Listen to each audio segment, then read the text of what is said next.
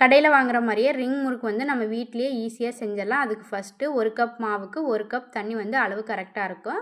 கடாயில் 1 கப் தண்ணி ஊற்றிட்டு அது கூட 1 ஸ்பூன் காஷ்மீரி மிளகாய், 1 ஸ்பூன் சீரகம், 1 ஸ்பூன் வெள்ளை எள்ளு இல்லை அப்படின்னா கருப்பு எள்ளு சேர்த்திக்கலாம். அது கூடவே 1 ஸ்பூன் நெய் சேர்த்திட்டு இது கூட தேவையான அளவு உப்பு சேர்த்திட்டு ஒரு கொதி வரட்டும்.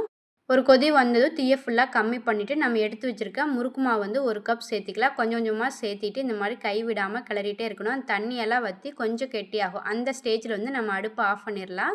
நான் வந்து கடையில் வாங்கின முறுக்கு மாவு தான் எடுத்திருக்கேன். இந்த மாதிரி வந்ததும் அடுப்பை ஆஃப் பண்ணிவிட்டு மூடி போட்டு ஒரு 10 நிமிஷம் அப்படியே விட்டுடலாம். நம்ம இப்போ வந்து சூடாக இருக்கும், அதனால் வந்து நம்ம வந்து கை வைக்க முடியாது. ஒரு 10 நிமிஷம் கழித்து ஓப்பன் பண்ணி பார்த்துட்டு வேறு பாத்திரத்துக்கு வந்து நம்ம மாற்றிடலாம். இந்த மாதிரி வரன்னு தான் இருக்கும். ஆனால் நீங்கள் கை வச்சு பிணையும் போது வந்து நல்லா சாஃப்டாக வந்துடும்.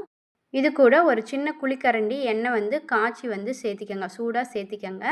அதுக்கப்புறம் நம்ம கை வச்சு இந்த மாதிரி கை பொறுக்கிற சூட்டில் இருக்கும்ல, அப்போ வந்து நம்ம நல்லா பிசைஞ்சு இந்த மாதிரி சப்பாத்தி மாவு பதத்துக்கு பிசைஞ்சு எடுத்துக்கலாம். மூடி போட்டு ஒரு 5 நிமிஷம் கழிச்சிட்டு நம்ம எப்பவும் போல் வந்து முறுக்கு பண்ண ரெடி பண்ணிடலாம். இதுக்கு முறுக்கு அச்செல்லாம் தேவையில்லை. கையிலேயே வந்து இந்த மாதிரி கொஞ்சமாக மாவு எடுத்துகிட்டு ரோல் பண்ணிவிட்டு அது 2 எட்ஜும் வந்து ஜாயின் விட்டால் போதுங்க. சூப்பராக முறுக்கு வந்து ரிங் முறுக்கு வந்து ரெடி ஆயிரும். இது வந்து கொஞ்சமாக ஒவ்வொரு மாவு எடுக்கும்போது வந்து நம்ம க்ளோஸ் பண்ணி வச்சுட்டு தான் இது பண்ணணும். இல்லை அப்படின்னா மாவு வந்து மேலே வந்து வரன்னு ஆயிரும். அதனால் வந்து கொஞ்சமாக மாவு எடுக்கும்போது ஃபுல்லாக க்ளோஸ் பண்ணி வச்சுட்டு அதுக்கப்புறம் இந்த மாதிரி செய்ய ஆரம்பிங்க. எல்லா மாவையும் இந்த மாதிரி ரிங்காக ரெடி பண்ணிவிட்டு அதுக்கப்புறம் எண்ணெய் காஞ்சதும் மீடியம் ஃப்ளேமில் வச்சுட்டு நம்ம கொஞ்சம் கொஞ்சமாக பொரித்து எடுத்துக்கலாம். முறுக்கு வெந்துருச்சான்னு தெரியணும்னா இந்த மாதிரி சலசலப்பெல்லாம் அடங்கினதும் நம்ம எடுத்தோம்னா நல்லா மொறுன்னு முறுக்கு வந்து ரெடி ஆயிரும்.